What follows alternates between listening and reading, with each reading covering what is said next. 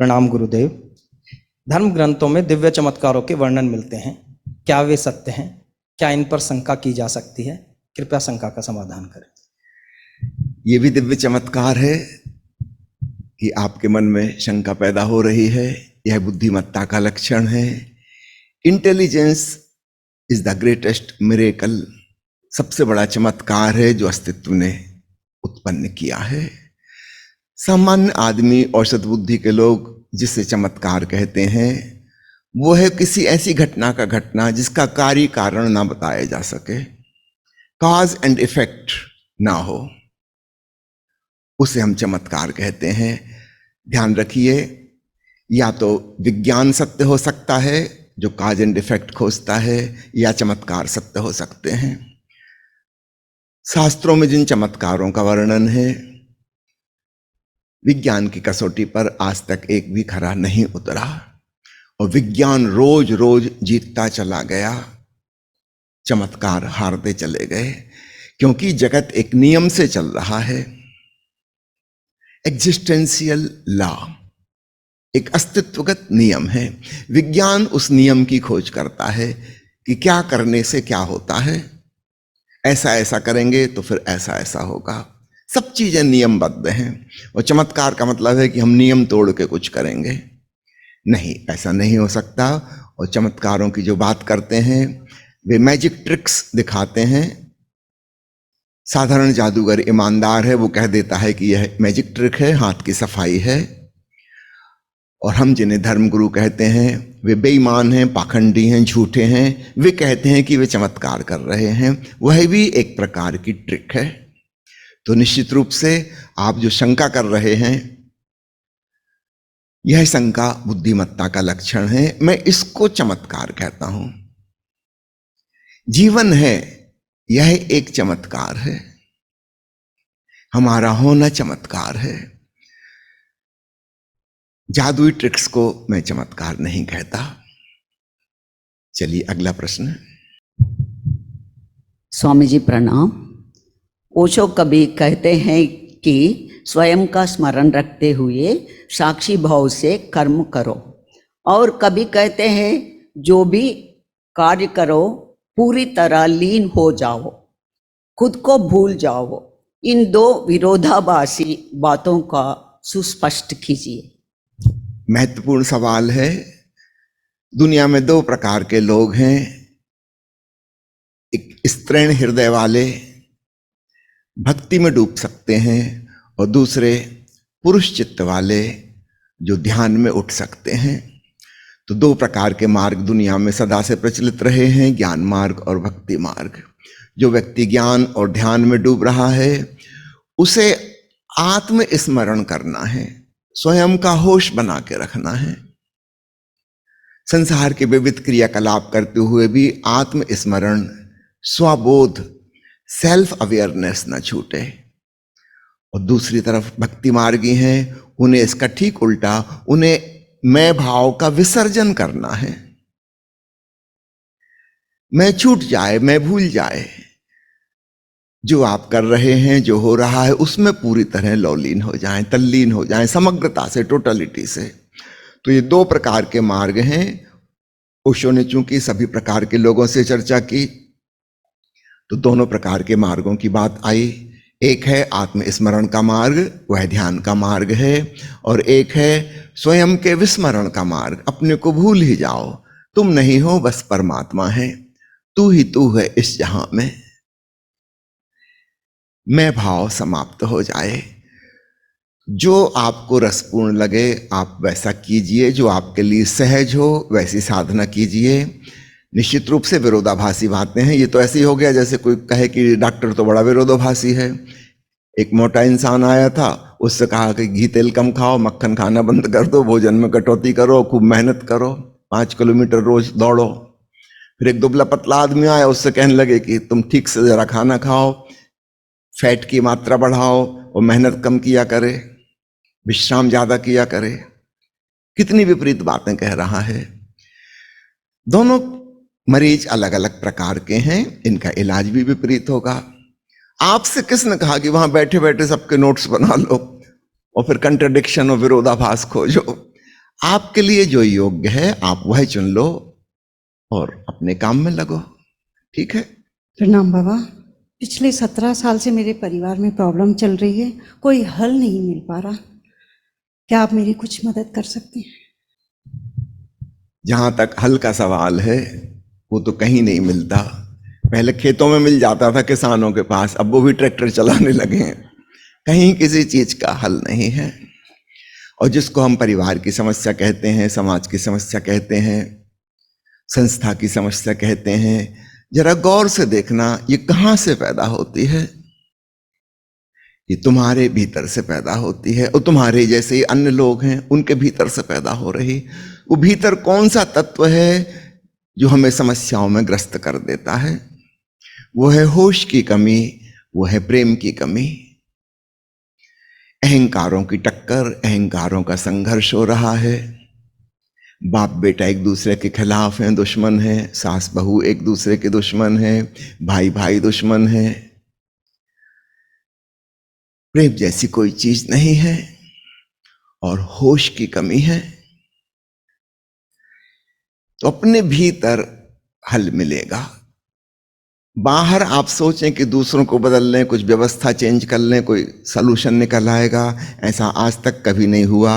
और 17 साल तो आप खुद ही कह रही हैं, आगे भी नहीं होगा। 70 साल में भी नहीं होगा, 700 साल में भी नहीं होगा। हम हमेशा दूसरे को सुधारने की कोशिश करते रहते हैं और यह कार्य असंभव है। अपने भीतर देखें और मुख्य रूप से 2 बातें। अगर हम सजग होकर होश पूर्वक जिए और हमारे हृदय में सद्भावना हो, प्रेम हो, दूसरे का भी सम्मान हो, आत्मसम्मान भी हो, तब हम पाएंगे समस्याएं सुलझने लगी। वस्तुतः तब समस्याएं पैदा ही नहीं होंगी। तो आत्म रूपांतरण पर मेरा जोर है। ठीक है? बाबा को प्रणाम। बाबा, मुझे हर समय डर लगता रहता है और समय यूं ही निकलता चला जा रहा है। ना मैंने धन इकट्ठा किया और ना ही मेरी ध्यान घटित हुई। मेरा क्या होगा बाबा? क्या होगा आपका मैं बताता हूं। एक आदमी बहुत उदास और चिंतित बैठा हुआ था, घबराया घबराया, डरा डरा। उसका एक दोस्त आया शराबी, उसने पूछा क्या हो गया यार? उसने कहा कि डॉलर ऊपर चला गया। उस शराबी ने कहा चिंता क्यों करते हो, एक दिन सभी को ऊपर जाना है। वही आपका भी होगा, वही मेरा भी हश्र होगा। जिनने धन कमा लिया वे भी चले जाएंगे, जिनने नहीं कमाया वो भी चले जाएंगे। जिन्होंने ध्यान कमा लिया वे भी चले जाएंगे, जिन्होंने नहीं कमाया वे भी चले जाएंगे। बस एक फर्क रहेगा, जिनके पास कम धन है वो कम दुखी होंगे क्योंकि कम उनसे छूटा। जिनके पास ज्यादा धन है वो ज्यादा दुखी होंगे कि बहुत कुछ उनसे छूट गया, जिंदगी भर की सारी कमाई चली गई। जहां तक ध्यान की बात है वहां एक छोटा सा फर्क होगा। जिसने ध्यान कमा लिया है उसका चैतन्य प्रगाढ़ हो गया, वह सदा सदा रहेगा। देह समाप्त हो जाएगी, वह चैतन्य अजर और अमर है। उसका कुछ भी नहीं खोएगा। जो बचाने योग्य है वह बच ही जाता है, वह अविनाशी तत्व है। और जिसने केवल स्वयं को देह जाना, मन जाना, संबंध जाना, संसार की वस्तुओं का संग्रह जाना, वह बड़ा दुखी होकर विदा होता है।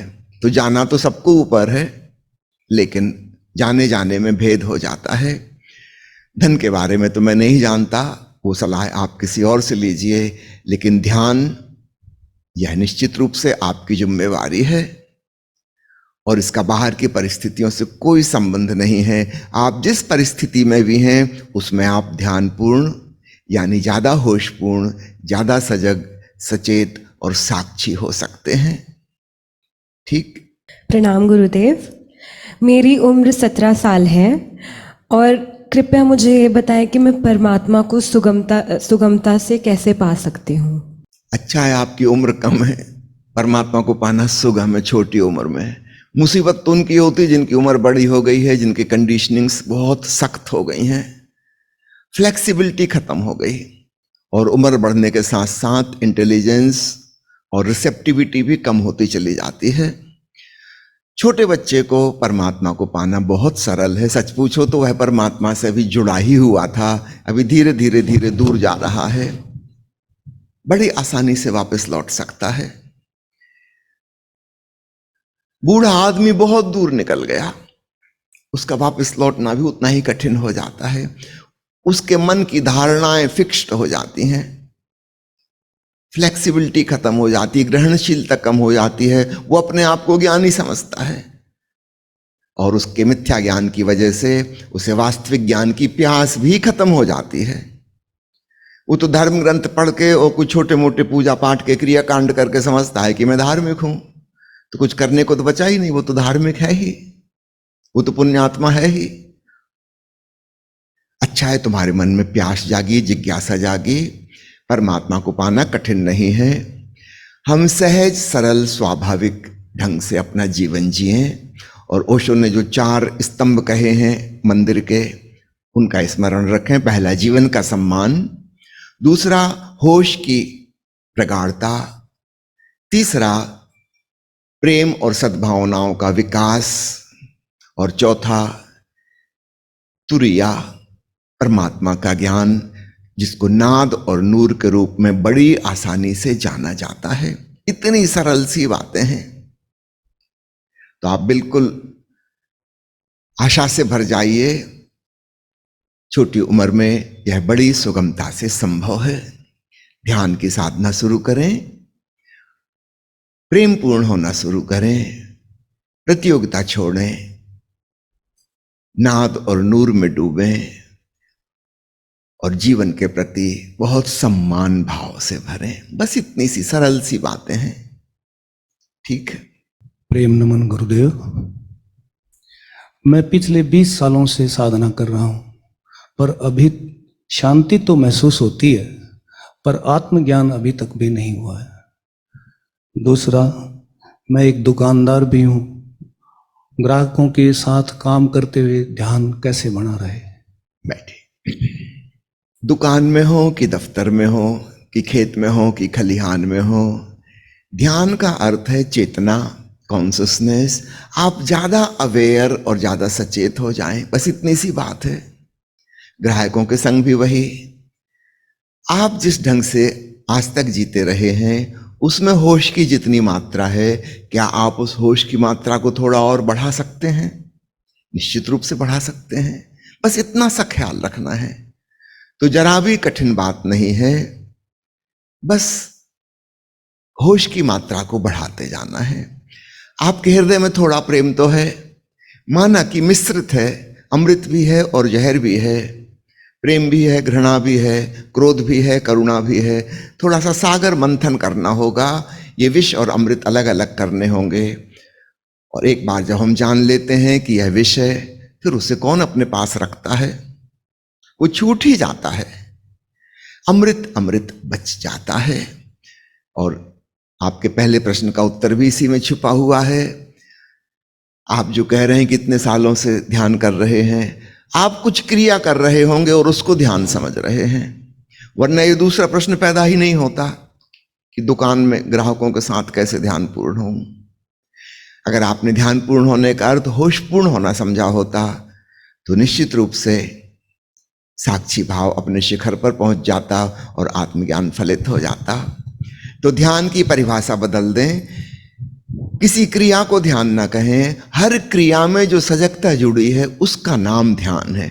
थोड़ी सी डेफिनेशन चेंज करेंगे, आपका गेस्टाल्ट चेंज हो जाएगा और देखिए आप धीरे धीरे आत्मज्ञान की दिशा में अग्रसर हो जाएंगे। सद्गुरु के चरणों में प्रेम नमन। बाबा, हम सभी 2 तरह के कार्य करते हैं, एक शारीरिक कार्य, दूसरा मानसिक।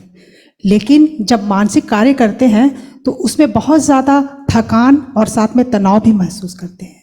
कृपया समाधान करें। कार्य के प्रति हमारा क्या एटीट्यूड है, यह हम पे निर्भर करता है। सामान्यतः हमारे चारों तरफ हम देखते हैं लोगों को तनाव से भरे हुए, किसी भी कार्य को बोझ स्वरूप करते हुए, मजबूरी में, लाचारी में कर रहे हैं, करना नहीं चाहते, तब थकान पैदा होती है। हम जितने तनावग्रस्त होंगे हम उतने ही जल्दी थकेंगे। अगर हम अपना एटीट्यूड चेंज कर दें, उसी कार्य को हम प्रसन्नतापूर्वक अहोभाव से, धन्यवाद भाव से करें कि परमात्मा की बड़ी कृपा है, मुझे यह कार्य करने का अवसर मिला है, हम खुशी खुशी उसको करें, और तो हम पाएंगे कि सारी बात बदल गई। मुझे पैदल चलने का बहुत शौक है। मैं जहाँ सर्विस करता था, मेरे निवास स्थान से अस्पताल जाना करीब 1.5 किलोमीटर दूर था। कंपनी की तरफ से व्हीकल प्रोवाइड किया गया था, लेकिन चूंकि मुझे पैदल चलने का शौक था, मैं सुबह अक्सर मॉर्निंग वॉक लंबी करता था 5 किलोमीटर की, शाम को 5 किलोमीटर पैदल चलता था। मुझे बहुत मजा आता था। एक दिन मुझे ख्याल आया कि मैं व्हीकल का उपयोग करके हॉस्पिटल जाता हूं, इसकी क्या जरूरत है? जब मैं सुबह शाम पैदल चलने का इतना मजा लेता हूं, तो क्या मैं अपनी ड्यूटी करने के लिए या वापस लौटने के लिए पैदल नहीं चल सकता? इसका भी मजा लिया जाए, ये तो एडिशनल हो जाएगा। और उस दिन मैं पैदल गया, और चूंकि पहले ही से वह एटीट्यूड बन चुका था कि इसका मजा लेना है, ये वही सड़क है, ये वही पैर है, ये वही चलने की क्रिया है। जब मैं अपनी मौज से चलता हूं सुबह शाम तो इतना आनंद आता है, तो अभी अस्पताल ड्यूटी पर जाते समय क्यों आनंद नहीं आएगा? और मजे की बात है, खूब मजा आया। फिर तो मैंने यथासंभव पैदल ही आना जाना जारी रखा। केवल इमरजेंसी में व्हीकल का उपयोग करते थे जब कभी अर्जेंट पहुंचना है, अदरवाइज पैदल। गर्मी के दिन हो चाहे ठंड के दिन हो, यहां तक कि बरसात में भी मैंने एक जोड़ कपड़े वहां अस्पताल में रख दिए थे कि अगर गीला होके आए तो वहां आके बदल लूंगा। तो एक टॉवल, एक जोड़ कपड़े वहां हॉस्पिटल में रखे हुए थे। चाहे घनघोर बारिश हो रही हो, चाहे ओले गिर रहे हो, उसका पूरा एंजॉय करते हुए मैं जाता था। पैदल चलने की क्रिया वही है, चाहे हम अपनी मर्जी से चल रहे हों, चाहे हम ड्यूटी करने जा रहे हों। ये तो हमारा एटीट्यूड है कि ड्यूटी मजबूरी है, क्या करना है, आजीविका कमाना है, इसलिए करना पड़ रहा है। जैसे उसमें आज्ञा की करना पड़ रहा है, बस वहां से दुख शुरू हो गया, तनाव शुरू हो गया, थकान शुरू हो गई। सुबह हम स्विमिंग के लिए जाते हैं, जो नए नए मित्र हैं उनको बड़ी ताकत लगती है स्विमिंग में। स्विमिंग आ रही है लेकिन खूब मेहनत लगती है उनको, और थकते हैं, लंबा नहीं तैर पाते, रुक रुक जाते हैं, फिर विश्राम करना पड़ता है। और जो लोग लंबे समय से प्रैक्टिस कर रहे हैं, अब उनके लिए तैरना खेलने जैसा हो गया है। ऐसा नहीं लगता कि कुछ कर रहे हैं।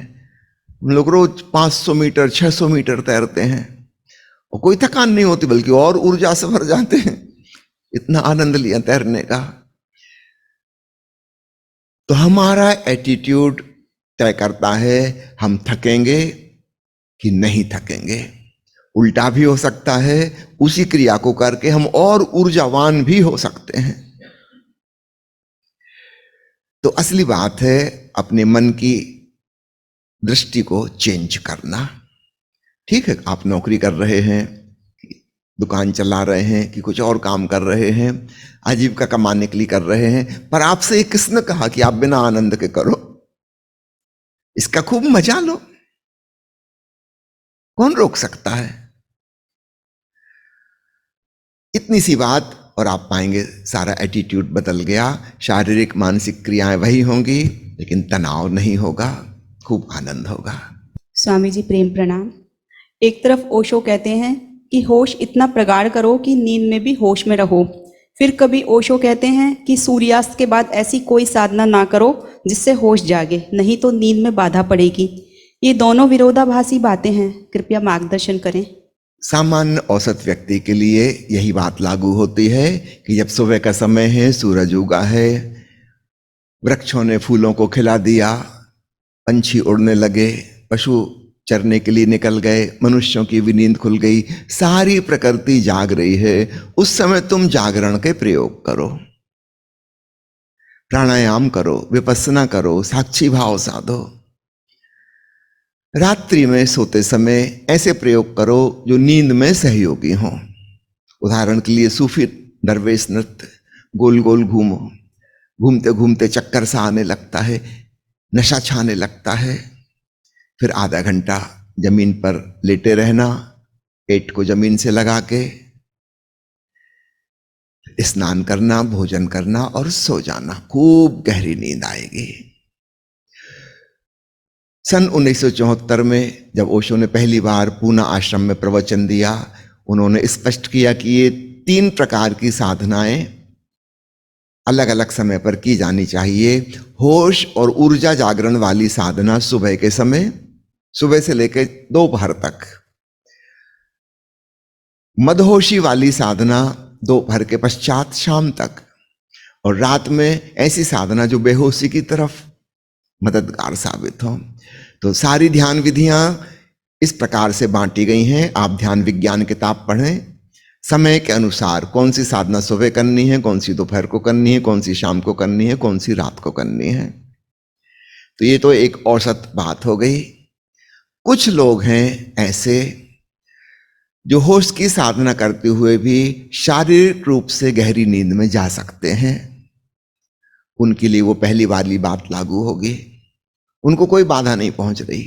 तो याद रखिएगा, सब लोग एक से नहीं हैं और साधना के एक से परिणाम सब पर नहीं होते हैं।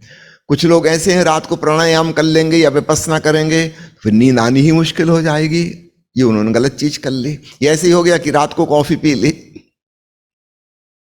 गलत हो गया, नींद डिस्टर्ब हो जाएगी। लेकिन कुछ लोग हैं वो रात को चाय पी के ही सोते हैं और उनके लिए बिल्कुल सहज है, तो उनके लिए ठीक। तो अलग अलग प्रकार के लोग हैं। तो ये 2 विरोधाभासी बातें अलग अलग लोगों के लिए कही गई हैं। आप करके देख लीजिए। आप जो साधना कर रहे हैं साक्षी भाव की, अगर रात को करते करते आप सो गए और नींद में कोई बाधा ना पड़ी, आप गहरी नींद सोए और दूसरे दिन स्फूर्ति और ताजगी से भरे हुए उठे, तो बिल्कुल ठीक, आप उसी का पालन कीजिए। लेकिन अगर आपको लगता है कि नींद डिस्टर्ब हो गई और फिर दूसरे दिन थके मांदे उठे, तो यह उचित नहीं है। फिर आपको दूसरे ढंग की साधना करनी होगी। सबसे अच्छा है ध्यान विज्ञान किताब पढ़िएगा, उसमें समय के अनुसार साधना पद्धतियों का विभाजन किया गया है। प्रणाम गुरुदेव। मुझे नाद सुनाई देता है लेकिन मैं डूब नहीं पाता समाधि में, इसका क्या कारण है? सिर्फ नाद श्रवण से समाधि नहीं लगती, और अन्य बातें हैं जिनका हमें ख्याल करना होगा। ओशो ने कहा है, मेरे मंदिर के 4 स्तंभ हैं, उनमें से एक है नाद। लेकिन एक स्तंभ पर मंदिर खड़ा नहीं हो सकता समाधि का, बाकी के 3 स्तंभ भी चाहिए। पहला लाइफ अफर्मेटिव एटीट्यूड, जीवन का सम्मान। दूसरा होश की साधना, और तीसरा प्रेम और अन्य सद्भावनाओं का विकास। ऐसा समझो हमारे मनुष्य रूप के होने के 4 आयाम हैं। इन चारों को ही इकट्ठा साधना होगा। एक हमारी फिजिकल बॉडी है, दूसरा हमारा मन है, तीसरी हमारा हृदय है, भावनाओं का जगत, और चौथी हमारी आत्मा है। भौतिक तल पर देह का सम्मान करना सीखो, मन के तल पर ज्यादा से ज्यादा होश, साक्षी भाव, हृदय के तल पर प्रेम तथा अन्य सद्भावनाएं, और तब चौथा नाद और नूर में डुबकी। ये 4 स्तंभ हैं मंदिर के, इनमें से एक की भी कमी रही, छत गिर जाएगी, मंदिर ध्वस्त हो जाएगा। अन्य जो भी मित्रों को ऐसा लगता है कि हम समाधि में नहीं डूब पा रहे, आप खोजिएगा कहां कमी है, और आप पाएंगे किसी जगह जरूर कुछ छूट रहा है, उसको पूरा करिए। अकेले नाद श्रवण से कुछ नहीं हो जाएगा। ठीक इसी प्रकार हम कह सकते हैं, सिर्फ लाइफ अफर्मेटिव होने से भी कुछ नहीं हो जाएगा। सिर्फ होश की साधना करते रहे और बाकी 3 चीजों को छोड़ दिया तो भी कुछ नहीं होगा, और केवल प्रेम साधते रहे, बाकी 3 चीजों को छोड़ दिया, या 2 को छोड़ दिया, या 1 को छोड़ दिया, तो भी कुछ नहीं होगा। यह जीवन का मंदिर ध्वस्त हो जाएगा, गिर जाएगा। चारों का एक साथ सहारा चाहिए। ठीक। जय ओशो। प्यारे सतगुरु को नमन।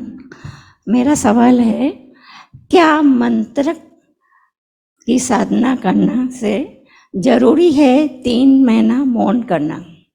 मंत्र की साधना मन के पार जाने की साधना है। अगर हम बाहर से मौन की साधना करते हैं और भीतर मंत्र साधते हैं तो निश्चित रूप से वह सहयोगी होगा। महामंत्र को सुनने में मदद मिलेगी, ओंकार श्रवण आरंभ हो जाएगा। मंत्र की साधना को समझना एक स्टेपिंग स्टोन की तरह है। हम कोई मंत्र जप रहे हैं, रिपीट कर रहे हैं बार बार बार बार बार बार, फिर अंत में उसको भी छोड़ देना है। भीतर केवल शून्य सन्नाटा रह जाए और उस शून्य आकाश में गूंजते हुए अनहद नाद को सुनना है। इसके बाद अगर हम जितना मौन को साधेंगे उतना ही अनहद नाद में हमारी गहराई बढ़ती चली जाएगी। तो मंत्र साधना में पहले भी मौन की साधना सहयोगी है और बाद में भी सहयोगी है। अगर आप गौर से देखें, आपके जीवन में 90% बातें जो हम कह रहे हैं, सुन रहे हैं, वो अनावश्यक हैं। उनसे उलझाव खड़े होते हैं, कोई सुलझाव नहीं बनता। आप खुद इस बात का गौर करना।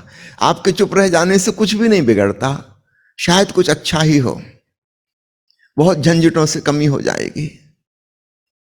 इसको करके देखिए। और भीतर मंत्र की साधना को खूब अच्छे से समझना। मंत्र स्वयं अपने आप में साध्य नहीं है। मंत्र के द्वारा हमने अन्य विचारों से मुक्ति पाई। एक ही विचार रह गया, एक ही शब्द रह गया। जब ऐसा हो गया तो उसको भी ड्रॉप कर दिया, उसको भी छोड़ दिया और तब आंतरिक मौन फलित हो गया। वही उद्देश्य था बाहर की मौन साधना का, ताकि आंतरिक मौन फलित हो सके। यहां श्री रजनीश ध्यान मंदिर सोनीपत में मौन साधना के लिए जिन मित्रों को आने का भाव हो वो आ सकते हैं। मैक्सिमम 21 दिन के लिए, 3 सप्ताह के लिए। अगर आप कम दिन के लिए आना चाहते हैं तो वह भी ठीक है। मैक्सिमम 3 सप्ताह के लिए आप आ सकते हैं। मौन में डूबिए और देखिए फिर साधना में कैसी गहराई बढ़ती है। तो मौन साधना के लिए निमंत्रण दे रहा हूं। चलिए अगला सवाल। ये बहुत जितने भी धार्मिक स्थान हैं, मंदिर हैं, मस्जिद हैं, गिरजे हैं, गुरुद्वारे हैं, मैं देखता हूँ कि वहाँ पर प्रार्थनाएं बहुत हैं, पूजाएं बहुत हैं, प्रसाद वितरण है, बहुत सारे क्रियाकांड हैं, लेकिन ध्यान में डूबते हुए लोग दिखाई नहीं देते। ध्यान की कोई प्रक्रिया होती हुई दिखाई नहीं देती। इसका क्या कारण हो सकता है और ऐसा क्यों हो सकता है? बड़ा महत्वपूर्ण सवाल है। धर्म का मूल है ध्यान, और धर्म के नाम पर चारों तरफ जो दिखाई देता है उसमें वह मूल तत्व ही गायब है, बस बाकी सब कुछ है। और वो सारी बातें गौण थी, वो कोई प्रमुख बातें ना थी। उनके होने ना होने से कुछ भी नहीं होता। सवाल उठता है ऐसा क्यों होता है? और एक जगह नहीं, सब जगह ऐसा ही होता है। ऊपर ऊपर की चीजें रह जाती हैं, भीतर की सूक्ष्म बात खो जाती है। क्योंकि सामान्य जन की बुद्धि इतनी कम है, उसे ऊपर ऊपर की स्थूल गौण बातें पकड़ में आती हैं, उतनी ही उसकी बुद्धि है, उसकी रिसेप्टिविटी उतनी है। और भीतर जो सूक्ष्म चीज थी, असली खजाना, वो उसको समझ ही नहीं आता, वो छूट जाता है। हम ऊपर ऊपर के क्रियाकांड दोहराते रहते हैं, वो सब खोखले थोथे, उससे अध्यात्म का कोई भी लेना देना नहीं है। और ये कहानी किसी एक धर्म की नहीं, एक संप्रदाय की नहीं, सारी धरती पर ऐसा ही हो रहा है। और ऐसा लगता है शायद भविष्य में भी ऐसा ही हो।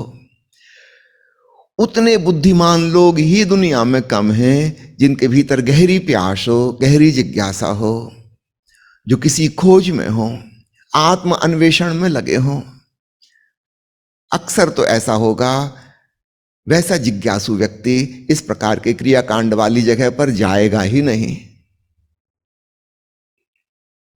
इन धार्मिक लोगों के पाखंड को देखकर उसका इंटरेस्ट ही पैदा नहीं होगा इस तरफ।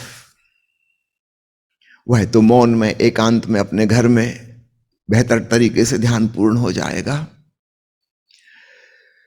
तो होना तो ये चाहिए था कि मंदिर, मस्जिद, चर्च, गुरुद्वारे, तीर्थ स्थान ये ध्यान के केंद्र होते। हो गया उल्टा। सर्वाधिक बेहोश लोग वहां इकट्ठे हो जाते हैं। एक सज्जन मुझसे कह रहे थे, गंगा स्नान करने जा रहा हूं। मैंने कहा आपने बहुत पाप किए होंगे। बोले, मुस्कुराने लगे।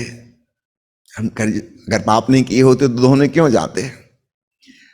और मैंने कहा जैसे आप जा रहे हो इस प्रकार सारे पापी वहां इकट्ठे हो रहे हैं। जो आदमी पाप नहीं करेगा वो काहे के लिए जाएगा? तो होना यह चाहिए था कि अच्छे लोग तीर्थ में इकट्ठे होते। उल्टा हो जाता है, सब प्रकार के गलत लोग इकट्ठे हो जाते हैं। बड़ी मुश्किल है। जिस उद्देश्य से चीज शुरू हुई थी वही उद्देश्य बुरी तरह से कुचल दिया जाता है, उसका नामो निशान भी नहीं रह जाता। ऐसा दुर्भाग्य मनुष्य जाति पर सदा सदा से रहा है। कम से कम जो लोग समझदार हैं वो कोशिश करें उस सूक्ष्म चीज को बचाने की। मैं जानता हूं मुश्किल है, बहुत मुश्किल है, लेकिन यथासंभव हमें कोशिश करनी चाहिए। वो जो 4 तत्व हैं, जीवन का सम्मान, ध्यान, प्रेम और ओंकार, ये बच जाएं तो असली बात बच गई। अन्यथा इनके बिना बाकी सब बकवास है। उसका होना ना होना बराबर है। बल्कि कई बार तो ऐसा लगता है अगर वो ना हो तो ज्यादा बेहतर, क्योंकि उसके होने से एक झूठी सांत्वना मिल जाती है। आदमी चर्च हो आया, छुट्टी के दिन जाता है, काम के दिन नहीं जाता। फालतू घर में रहते लड़ाई होती, चलो बीबी के प्रवचन सुनने की बजाय पादरी का प्रवचन सुन लो।